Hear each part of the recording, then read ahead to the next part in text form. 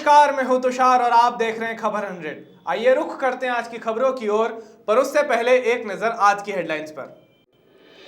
CM Shivraj ने किया बाढ़ प्रभावित क्षेत्रों का दौरा। उज्जैन में बारिश का कहर, शिप्रा नदी उफान पर। पीसी शर्मा ने की बाढ़ पीड़ितों के लिए मुआवजे की मांग। हापुड़ पुलिस ने किया हथियारों का जखीरा बरामद। चंद्रावतीगंज में डोल ग्यारस पर नगर के अनेक राधा कृष्ण मंदिरों में भगवान कृष्ण के डोले की पूजा अर्चना और महाआरती की गई, क्योंकि कोरोना महामारी बीमारी के चलते इस बार शासन के आदेश थे कि कहीं पर भी डोल नहीं निकाले जाएंगे। नगर के सभी मंदिरों ने शासन के आदेश का पालन करते हुए मंदिर पर ही पूजा अर्चना कर डोल ग्यारस का पर्व मनाया। भगवान नंदनंदन गोपाल कृष्ण बाल कृष्ण का डोल महोत्सव एकादशी व्रत के दिन चंद्रावतीगंज पर नरसिंह मंदिर पर बड़े धूमधाम से मनाया गया। आज पूरे गांव में लॉकडाउन का पालन करते हुए, शासन प्रशासन के नियमों का पालन करते हुए नंदित मंदिर पर और राम मंदिर पर, लक्ष्मीनारायण मंदिर पर, नरसिंह मंदिर पर, सभी मंदिर पर बड़े धूमधाम से आज जो है डोल ग्यारस का व्रत मनाया गया।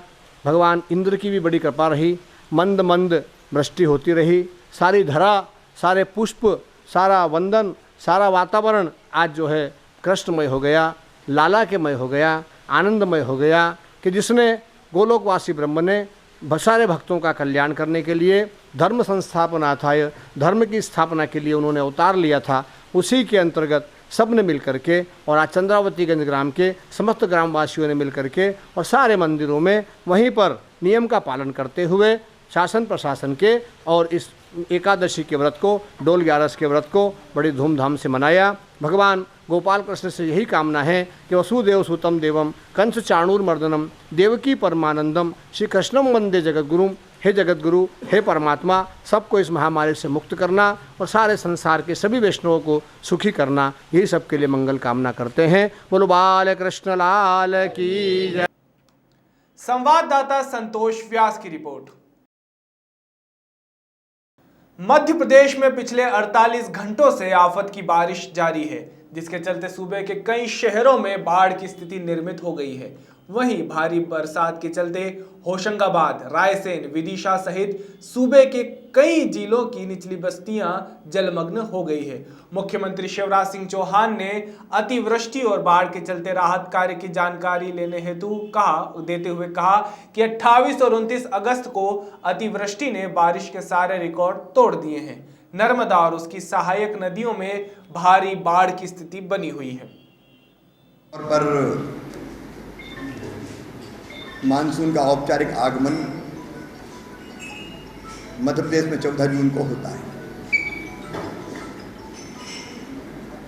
लेकिन पहले जून में और फिर अगस्त के महीने के अंतिम सप्ताह में सामान्य से अधिक वर्षा हुई। और अभी तो 27, 28, 29 और 30 अगस्त को, विशेषकर 28 और 29 को दक्षिणी मध्य प्रदेश में बालाघाट, छिंदवाड़ा, सिवनी, जबलपुर, नरसिंहपुर, होशंगाबाद, फिर भोपाल, रायसेन, विदिशा बारिश के सारे रिकॉर्ड तोड़ दिए। पहले जो बारिश मध्य प्रदेश में सामान्य से काफ़ी नीचे थी, लेकिन अब सामान्य से 51% सीहोर जिले में अधिक हो गई, रायसेन में 38% हो गई। 24 घंटे में अकेले होशंगाबाद में 34 सेंटीमीटर वर्षा हुई। और इसके कारण एक तरफ छिंदवाड़ा, सिवनी और बालाघाट में, पैंच नदी और बाकी नदियों में, क्योंकि बांध सारे फुल थे, बांधों का पानी छोड़ा गया, बाढ़ ने भारी तबाही मचाई। भाई तीसरी तरफ नर्मदा जी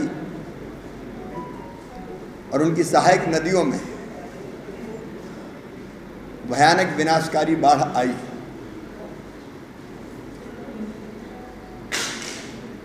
इस पूरे क्षेत्र में अनेकों शहर और गांव में पानी घुस गया। कई गांव जलमग्न हो गए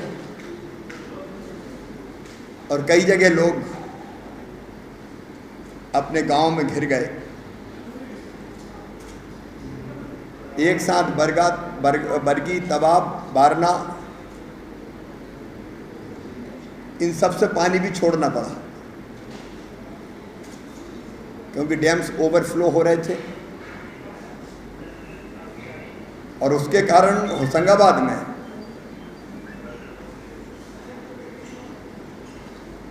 पानी 982-83 फीट, खतरे के निशान 964 है, को क्रॉस कर गया और नर्मदा जी के दोनों तरफ, विशेषकर होशंगाबाद, रायसेन और सीहोर जिलों में इस पानी ने तबाही मचाई। कई शहर और गांव, सहायक नदियों का पानी चूंकि रुक गया, नर्मदा जी में पानी काफ़ी आ जाने के कारण बारना का पानी बरेली में घुस गया। होशंगाबाद के बड़े हिस्से जलमग्न हो गए। साहेबगंज में पानी घुसा और फिर दोनों तरफ के अनेकों गांवों में पानी ने तबाही मचाई। कल आज की स्थिति में भी बरगी, तवा, बारना, इंदिरा सागर, ओंकारेश्वर, इनके सारे गेट खुले हुए। तवा के अब हमने बंद किए क्योंकि कैचमेंट एरिया में पानी कम किया है। अब बारिश में कमी आई है। भारी बरसात के कारण पिछले 2 दिनों में, क्योंकि परसों रात से हमने काम प्रारंभ किया, कल दिन भर चला और रात भर भी हमारे सारे कमिश्नर्स, कलेक्टर्स, एसडीएम्स, तहसीलदार, पुलिस के हमारे आईजी हो, एसपी हो, एसओटीआई स्तर तक के लोग हों, हमने एनडीआरएफ की टीमें मंगवाई, एसडीआरएफ और होमगार्ड्स की टीमों को सक्रिय किया। कल ही हमने एयरफोर्स से भी आग्रह किया कि एयरलिफ्ट करने की लोगों को ज़रूरत पड़ेगी और सबके सम्मिलित प्रयासों से पिछले 2 दिनों में 12 जिलों के 454 गांवों से 7,000 से अधिक लोगों को बाढ़ग्रस्त क्षेत्रों से हमने बाहर निकाला।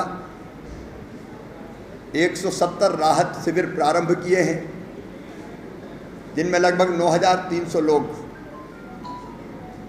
अभी रह रहे हैं। 40 गांवों से लगभग 1,200 लोगों को अभी और निकाला जाना है और उसमें भी हम युद्ध स्तर पर लगे हुए हैं। रात भर मैं भी कंट्रोल रूम में बैठा रहा। यहीं पे कंट्रोल रूम हमने बनाया और हमारे सारे वरिष्ठ अधिकारी टीम लगातार काम करती रही। कल ही हमने छिंदवाड़ा जिले में भारतीय वायुसेना की सहायता से सवेरे 1 और शाम को फिर 5 व्यक्तियों को एयरलिफ्ट किया था। बालाघाट में आज सवेरे सवेरे 3 लोगों को बालाघाट के खैरलान जी के पास एक गांव था, वहाँ से एयरलिफ्ट कर लिया गया है। सीहोर जिले के सोमलवाड़ा में गांव पूरी तरह से जलमग्न हो गया था, लोग घिरे हुए थे। कल हमने वोट से कोशिश की थी और कमिश्नर और आईजी भोपाल लगभग 2 किलोमीटर पानी में से होते हुए वहाँ पहुँच गए थे। कुछ लोगों को नाव से निकाल पाए, लेकिन चूंकि रात हो रही थी और महिलाएं बच्चे थे तो बड़ी रिस्क नहीं ली जा सकती थी, लेकिन आज सवेरे से सोमवार से 62 लोगों को एयरलिफ्ट करके सेना के हेलीकॉप्टर से साहेबगंज पहुंचा दिया गया है और बाकी अब थोड़े लोग बचे, उनको भी निकालने का काम जारी है।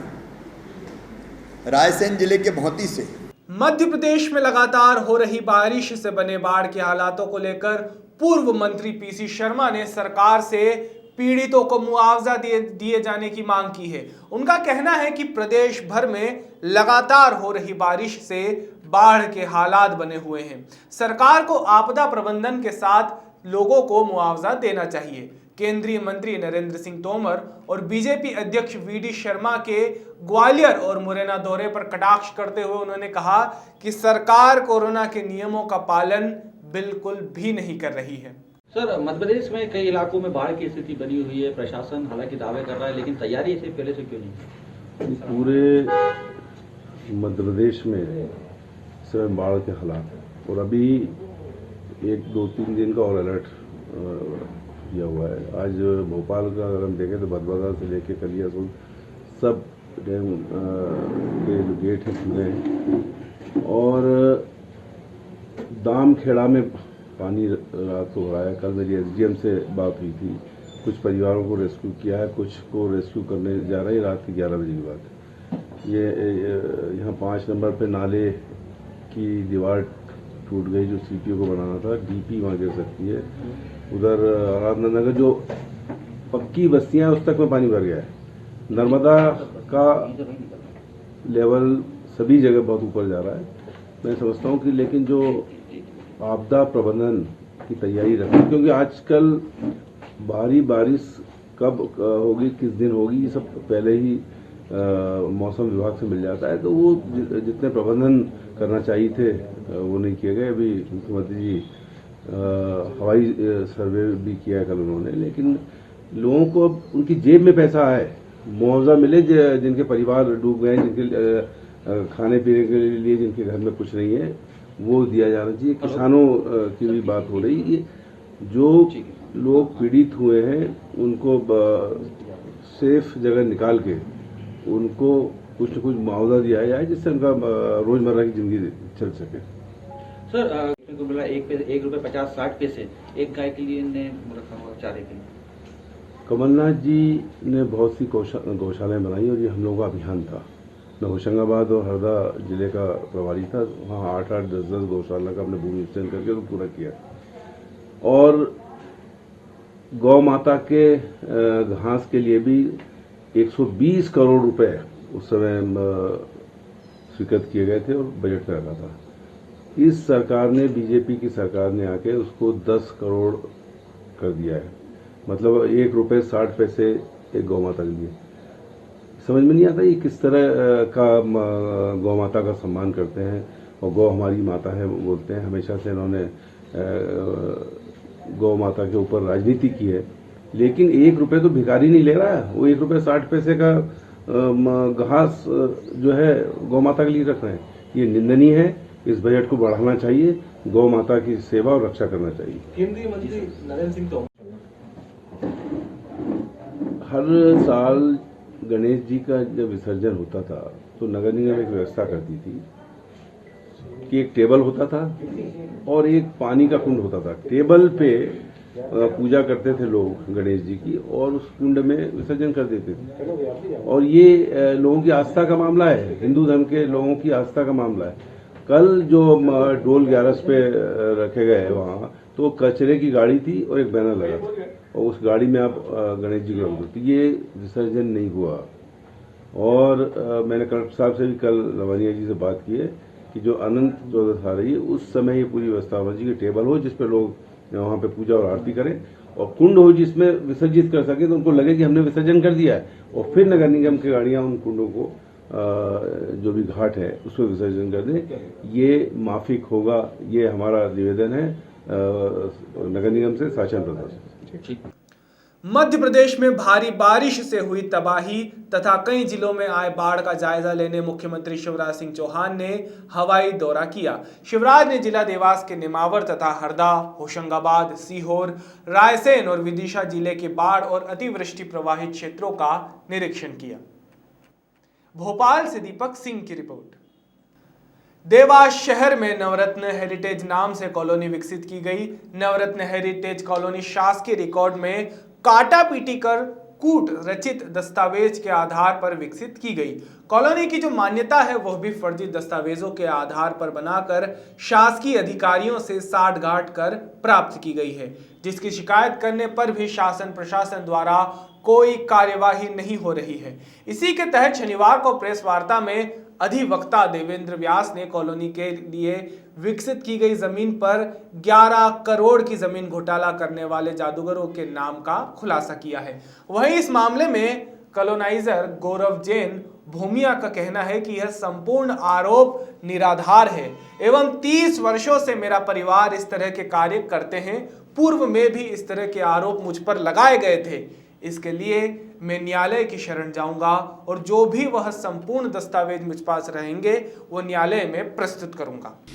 देवास में नवरत्न हेरिटेज करके एक कॉलोनी डेवलप्ड की जा रही है, जिसके गौरव जैन, संजय जैन, विमल जैन जिसमें डेवलपर हैं, उनके द्वारा शासकीय दस्तावेजों में छेड़छाड़ की गई है और उसकी शिकायत हमारे द्वारा दिनांक 18/8/2020 को विभिन्न विभागों में, जिसमें कलेक्टर महोदय, एसपी महोदय, अनुविभागीय अधिकारी, इन सभी को की गई थी और उनसे निवेदन किया गया था कि जिस प्रकार की कूट रचना दस्तावेजों में की गई है और भूमि पर जो जादूगरी की गई है उसको देखकर उसकी विवेचना करवाई जाए और इनके खिलाफ आपराधिक प्रकरण दर्ज किया जाए।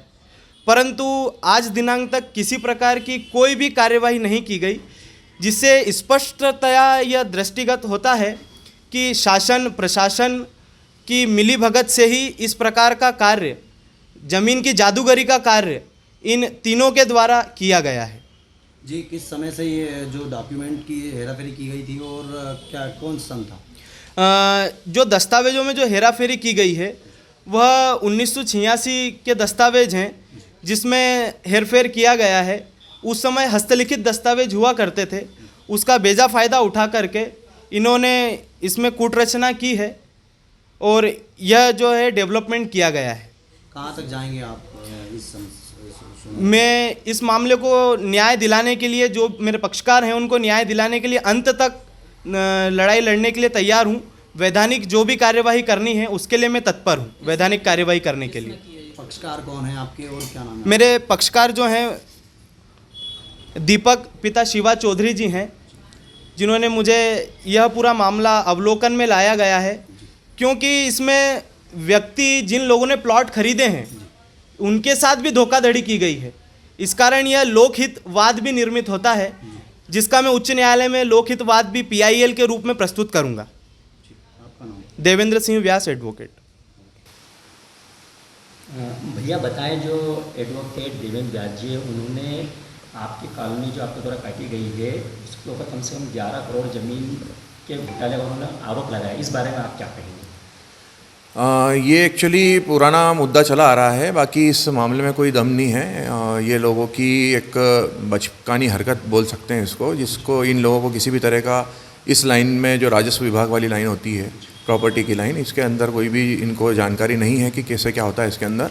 इनको कुछ भी तथ्य को मुद्दा बना के और ये अपने ऊपर जो है आरोप लगा रहे हैं, जो सरासर गलत है। भैया उनका ये भी कहना है कि ये ज़मीन आपके द्वारा 2018 में खरीदी, लेकिन दस्तावेज में हेराफेरी 1981 में। इस बारे में आप क्या कहेंगे? किसी तरह की कोई दस्तावेज में हेराफेरी नहीं की गई है। सभी सरकारी विभागों के द्वारा अपने को अनुमतियाँ प्राप्त है। इसके साथ ही नगर निगम को अपने हैंडओवर भी कर चुके हैं कॉलोनी, और किसी भी तरह का कोई घालमेल या ऐसा टाइप का कोई काम नहीं हुआ, क्योंकि हम लोग इस लाइन में करीब 30 वर्षों से, मेरी फैमिली इस लाइन में है और कभी भी पुराना भी आज तक कोई आरोप नहीं लगा है। ये लोग किस हिसाब से ये आरोप लगा रहे हैं वो यही बता सकते हैं। भैया उनका ये भी कहना है कि जो आपके द्वारा जो नवरत्न हेरिटेज कॉलोनी है, तो दस्तावेज में जो सर्वे नंबर 274/5 का जो उल्लेख है, असल में वो सर्वे नंबर शासकीय दस्तावेज में कभी था ही नहीं, ये उनका आरोप है।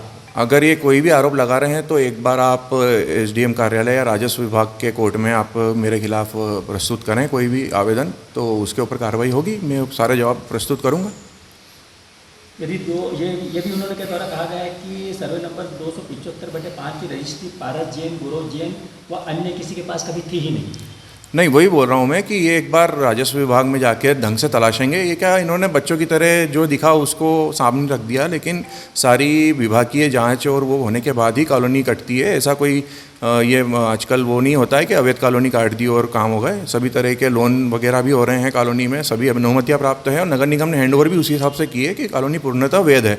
इस टाइप के कोई भी काम इतना आसान नहीं है आज की तारीख में करना। ये लोग ने क्या सोच के किया है वो यही जान सकते हैं। लगभग आपके ऊपर वो 11 करोड़ के ज़मीन के जो घोटाले या कुल मिला के तो कागजी हेरफेर आपके द्वारा की गई है, ये वो मतलब तो ये नहीं तो कारण है इनके जो भी आरोप है उसके लिए आप कोर्ट में जाएं ना, मैं मेरे साक्ष्य पूरे प्रस्तुत करूंगा, मेरे को कोई दिक्कत नहीं है। उसके अंदर एक दिन के अंदर आपको प्रस्तुत करूंगा मैं, मेरे पास सारी तैयारी है। कि आपने जब रजिस्ट्री की थी वहाँ पर पहले जो रजिस्ट्री हुई थी सुशीला बाई के नाम से, उसमें कहीं ना कहीं उल्लेख था, और आपके द्वारा जब रजिस्ट्री की गई उसमें शशीला बाई कुछ ऐसा नाम, वो दृष्टि दोष के कारण नाम चेंज हो गया होगा, बाकी ऐसा नाम कोई भी चेंज नहीं हुआ है। जो लोगों के जमीन मतलब पहले शशीबाई के नाम से और बाद में सुशीला बाई नामक, हाँ मेरे पास में पुरानी रजिस्ट्री भी मौजूद है। दृष्टि दोष के कारण कुछ अगर हुआ हो तो मुझे ये नहीं पता है, लेकिन जो भी नाम उसके अंदर पहले चढ़ा था वही नाम आगे भी बढ़ता आया है और पूर्णतः वैध कॉलोनी है। मैं बार बार आपको ये बोल रहा हूँ कि एक बार ये राजस्व विभाग में या फिर कहीं पे भी इस तरह की हरकतें करके प्रेस कॉन्फ्रेंस करके या इस टाइप के काम करने से इसका निराकरण नहीं होता है। आप कोर्ट खुली है न्यायपालिका के ऊपर, अगर आपको विश्वास है तो आप वहाँ पे जाएं और मैं उसके लिए पूरा तत्पर हूँ, कोई दिक्कत नहीं है मुझे उसमें। और इस तरह के जो इन्होंने आज जो हरकत की है उसके लिए मैं आगे की कार्रवाई मानहानि के तौर पे करने के लिए भी तत्पर हूँ और मेरे बड़े वकीलों से सभी से बात चल रही है मेरी, और बहुत जल्दी में इसका आगे निराकरण भी करेंगे हम लोग। भैया जैसे कि आप बोल रहे हैं कि आप 30 वर्षों से इस प्रॉपर्टी के कामकाज में संलग्न हैं, तो ऐसा क्या कारण है, ऐसी कोई द्वेषता है जिसके चलते आपके ऊपर इतना बड़ा एलिगेशन लगाया? ये इन लोगों का काम ही यही है। आप सभी देवास के जो पुराने लोग हैं वो सभी जानते हैं इन लोगों को। पुराने टाइम से ये लोग इस टाइप के काम करके और ब्लैकमेलिंग का धंधा करते आ रहे हैं। इसके आप पूरी जानकारी पुरानी ले सकते हैं। ये पुराने इनके ऊपर जो भी अपराध दर्ज हैं वो भी आप निकाल सकते हैं जानकारी। आप मीडिया वाले सभी उनको देख के और काम करें, कोई दिक्कत नहीं है उसमें। पर मैं उसके ऊपर कोई भी आरोप नहीं लगाना चाहता हूँ, लेकिन मेरा ये है कि जो भी आरोप लगा रहे हैं पूर्णतः गलत हैं और निराधार हैं। आपका नाम? गौरव जैन, कॉलोनाइजर, देवास। क्या प्रॉपर्टी आपकी कौन सी जो कॉलोनी है जिसके विवाद चल रहा है? ये अपनी विकास नगर से बालगढ़ रोड पर एक कॉलोनी अपनी अभी लेटेस्ट काटी है अपन ने, और उसके ऊपर ये बात कर रहे हैं उसके। नवरत्न हेरिटेज। इंदौर शहर में अनलॉक के बाद व्यापारिक गतिविधियां पूरी तरह से शुरू हो चुकी है। राजनीतिक कार्यक्रम भी किए जा रहे हैं। शराब की दुकानें बिना किसी सोशल डिस्टेंसिंग के संचालित हो रही है, लेकिन सभी धार्मिक स्थान अभी भी बंद है, जिसको देखते हुए माली समाज के राष्ट्रीय संगठन संयुक्त माली धर्म रक्षक समाज अत्यंत समिति ने मध्य प्रदेश के मुख्यमंत्री शिवराज सिंह चौहान का इस ओर ध्यान आकर्षित करने के लिए एक चिट्ठी लिखी। साथ ही समाज ने शहर के जनप्रतिनिधियों और साधु संतों के साथ जिले के जिम्मेदारों से बैठक कर जल्द से जल्द धार्मिक स्थलों को खोलने की मांग की है। इस दौरान मुख्य रूप से राष्ट्रीय संयोजक अनिल सैनी, राष्ट्रीय अध्यक्ष संतोष बागड़िया आदि समाज बंधु उपस्थित थे। माली धर्म रक्षक द्वारा आज खजराना गणेश मंदिर में कलेक्टर महोदय की सद्बुद्धि के लिए गेट पे गणेश जी भगवान की पूजा अर्चना की गई माली धर्म रक्षक द्वारा, और मुख्यमंत्री महोदय को पत्र द्वारा ये अवगत करा जाए कि धर्म के जो द्वार अभी बंद कर रखे हैं प्रशासन ने कोरोना के कारण, तो सोशल डिस्टेंस के कारण मंदिरों को भी अनुमति दी जाए कि यहाँ पे श्रद्धालु आएँ, अपनी भक्ति पूजा करें। धर्म रक्षक ने आज यहाँ पे आके पूजा अर्चना की कलेक्टर की सद्बुद्धि के लिए। जैसा कि हम सभी जानते हैं कि 5 महीने पहले भारत में लॉकडाउन लगा और सारे धार्मिक स्थल बंद कर दिए गए, लेकिन पूरे भारत में धार्मिक स्थलों की अनुमति हो गई है। लॉकडाउन के नियमों का पालन करते हुए सब दर्शन हो रहे हैं, सारे ज्योतिर्लिंग चालू है, सारे तीर्थ स्थल चालू है, लेकिन एकमात्र भारत के अंदर इंदौर शहर ही ऐसा है जहाँ पे धार्मिक स्थलों पर आज भी प्रतिबंध है। हम प्रशासन से सवाल करना चाहते हैं कि क्या धार्मिक स्थलों से कोरोना बढ़ रहा है? अगर कोरोना के आपने क्या करा अभी तक? जिस तरह से मामले बढ़ रहे हैं कोरोना के शहर में, धार्मिक स्थल तो बंद है, तो सिर्फ व्यापारिक गतिविधियों पे ध्यान दें, जहाँ पे उन्होंने छूट दी वहाँ पर ध्यान देवे, लोगों की एक्टिविटी पे ध्यान देवे। सिर्फ धर्म स्थलों को बंद करने से कोरोना पे हम कंट्रोल नहीं कर पाएंगे। हमारा मुख्यमंत्री जी से निवेदन है कि प्रशासन की ओर आदेश करे जल्द से जल्द धर्म स्थल खोले, क्योंकि धर्म सिर्फ आस्था के केंद्र नहीं है, लोगों की एकता के केंद्र है। आज जिस तरह से हम लोग आपस में एक दूसरे से अलग हुए हैं कोरोना के लॉकडाउन में, एक दूसरे से मिलना जुलना, हमारा मेल मिलाप कम हुआ है। धर्म स्थल हमें संगठित करते हैं और संगठन ही समाज की सबसे बड़ी शक्ति है। हमारा मुख्यमंत्री से पुनः निवेदन है कि धर्म स्थलों को खोलने के लिए कलेक्टर महोदय को तुरंत निर्देश करें। आज माली धर्म रक्षक ने यहाँ गजराना गणेश मंदिर पर भगवान गणेश से प्रार्थना की है कि हमारे जिला कलेक्टर आदरणीय को सद्बुद्धि देवे और जल्द से जल्द शहर के धार्मिक स्थलों को खोलने की अनुमति प्रदान करें।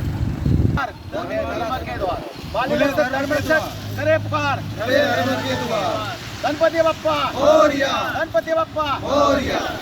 उज्जैन में लगातार हो रही 12 घंटे से बारिश के चलते उज्जैन में स्थित शिप्रा नदी का जलस्तर बढ़ता ही जा रहा है। इसकी जानकारी जब जिला प्रशासन को लगी तो प्रशासन की ओर से निचले क्षेत्र में रहने वाले लोगों को रेस्क्यू कर सुरक्षित स्थान पर पहुंचाया गया। साथ ही होमगार्ड सैनिक ने बताया कि रात को 12 बजे करीबन से यहां का जलस्तर बढ़ते ही जा रहा है, जिसके बाद हम मंदिरों में गए तो अंदर लोग बैठे हुए थे। उन सभी पंडे पुजारियों को बाहर निकाला गया और मंदिर के आसपास वाले घरों को भी सूचित किया गया। सभी लोगों को समझाइश देकर मंदिर बताया कि मंदिर जलमग्न है, जो लोग भी मंदिर के आसपास है वह सुरक्षित स्थानों पर चले जाएं। रात को 12 बजे करीबन से यहाँ का जल स्तर बढ़ने लगा। मंदिरों का हमने सर्च करा, जो लोग अंदर बैठे थे पंडे पुजारी जो थे उनको बाहर निकाला गया, उनके सामान बाहर निकाले गए।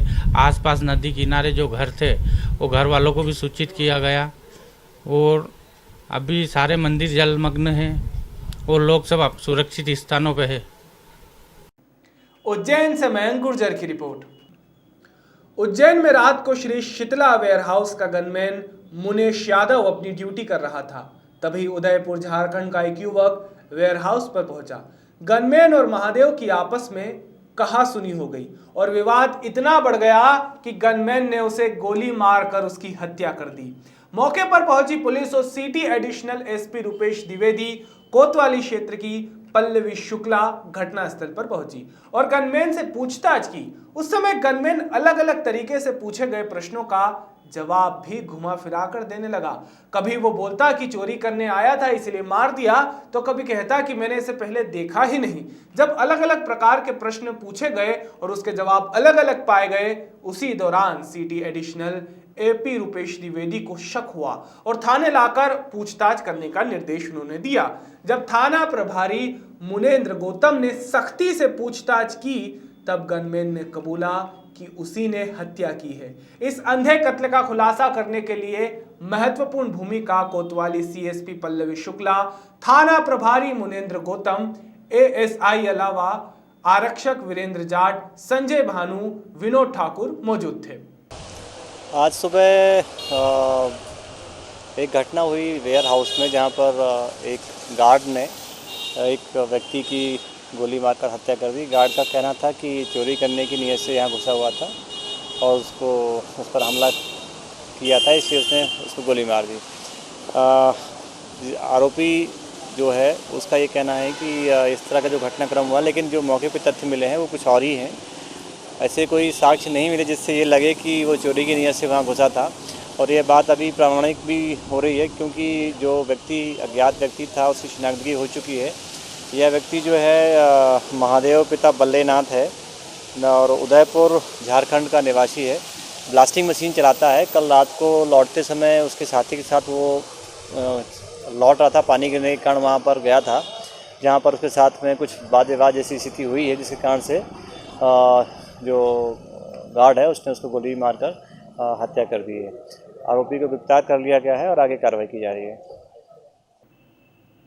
उज्जैन से मयंक गुर्जर की रिपोर्ट। जनपद हापुड़ के थाना बाबूगढ़ पुलिस को बड़ी सफलता हाथ लगी है।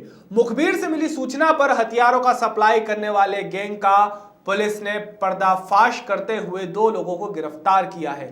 दोनों हथियार सप्लाई क्षेत्र में हथियारों को सप्लाई कर मुनाफा कमाते थे, पर पूछताछ पर हथियार तस्करों ने बताया कि वह आसपास के इलाकों में हथियारों की तस्करी किया करते थे, जिनको पुलिस ने गिरफ्तार करते हुए अवैध हथियार भी बरामद कर लिए हैं और मामले का खुलासा किया है। ये क्या क्या बरामद किया, कितने आरोपी गिरफ्तार? बाबूगढ़ पुलिस ने एक अच्छा गुड वर्क किया है। इन्होंने एक गैंग को पकड़ा है। ये गैंग बेसिकली आर्म सप्लायर है। ये पूरा गैंग, इसका सरगना जाहिद है। जाहिद को अभी कुछ दिनों पहले दिल्ली पुलिस भी लेके गई थी, उनसे काफ़ी सारे आर्म्स रिकवर हुए थे। उस वक्त से हम लोग उसको ट्रेस कर रहे हैं। ये 2 लड़के जाहिद के लिए काम करते हैं जो आज गिरफ़्तार हुए हैं। इनके पास से लगभग 20 असले कारतूस की बरामदगी हुई है। ये सब लोग, जाहिद इसका मुख्य सप्लायर है। उसका मुख्य सोर्स तभी पता चलेगा जब जाहिद गिरफ़्तार होगा। जाहिद फ़िलहाल फ़रार है। हम लोग इसकी गिरफ़्तारी का प्रयास कर रहे हैं। और ये जो आम से लोग लाते हैं, ये यहाँ के आसपास के जनपदों में सब जगह इसे बेचते हैं। इसी बीच में वो कमीशन लेते हैं और इससे इनका कमाई होती है। इसमें जो जाहिद है, इसके पहले भी आपराधिक इतिहास रहे हैं। उसको हम लोग गिरफ्तार करने की कोशिश कर रहे हैं। जल्दी ही कोई ना कोई इस पर हम लोग कार्रवाई करेंगे और आगे के इस सोर्सेज पे पहुंच के हम लोग और डीपली इस पर वर्क करेंगे। बेसिकली ये लोग ये सारी चीज़ें कहाँ बनती हैं और कहाँ से लेकर के आते हैं। सर, जैसे पंचायत चुनाव नज़दीक आ रहे हैं, क्या उसमें दहशत फैलाने के लिए ये लोग इस्तेमाल तो नहीं करेंगे? जी नहीं, ये इनका रेगुलर बिजनेस है। जो इनसे बातचीत से पता चला है कि ये रेगुलर बिजनेस है। ये इसका किसी भी चुनाव या किसी पंचायत या चुनाव या फिर प्रधानी के चुनाव से कोई लेना देना नहीं। अब तक कहाँ सप्लाई करें लोगों ने? आसपास के जनपदों में सप्लाई करते हैं। सभी तरह के लोग लेते हैं। कोई खेतीहर किसान भी तमंचे ले लेते हैं खरीद करके। तमंचे की कीमत क्या होगी? तमंचे की एग्जैक्ट कीमत अलग अलग होती है, जो ये लोग वैरी करते हैं। लगभग अगर ख़रीदार है 2000 से लेकर के 10,000 तक कहीं भी बिक सकती है। पकड़ने वाली टीम के लिए कोई इनाम? हाँ, इनाम भी घोषित किया जा रहा है। सभी जितने भी लोग हैं टीम में, इनको इनाम दिया जा रहा है मेरी तरफ से। हापुड़ से हरेंद्र शर्मा की रिपोर्ट। देर रात से हो रही मूसलाधार बारिश के चलते महिदपुर क्षेत्र में पानी का कहर बरपा। शिप्रा नदी के उफान पर आते ही तमाम तरह के छोटे मोटे तालाब लबालब हो गए, लेकिन ओवरफ्लो होने के चलते महिदपुर रोड के पास झूठावत पंचायत से लगे तकरीबन आधा दर्जन गांवों का संपर्क पूरी तरह से टूट गया। साथ ही मकान तो टापू बन गए। वहीं क्षेत्रीय विधायक बहादुर सिंह चौहान के नाम का लिखा टैंकर नदी में बह गया तो लोगों ने उसे अपने मोबाइल में कैद कर लिया। वहीं दूसरी ओर जिला पंचायत सदस्य मान सिंह सिसोदिया की जेसीबी सहित अन्य वाहन भी जलमग्न हो गए तो अधिकांश और लोगों के घरों में भी पानी घुस गया, जिसमें गांव की सरपंच और जिला पंचायत सदस्य के घर में भी पानी घुसने के चलते सारा सामान तैरने लगा। बहरहाल अब बारिश का दौर शुरू हुआ है, लेकिन आगे हालत बिगड़ने के आसार इन तस्वीरों को देखकर साफ लगाए जा सकते हैं। अभी के लिए केवल इतना ही, लेकिन ताजा खबरों के लिए देखते रहिए खबर 100, जनता की बुलंद आवाज।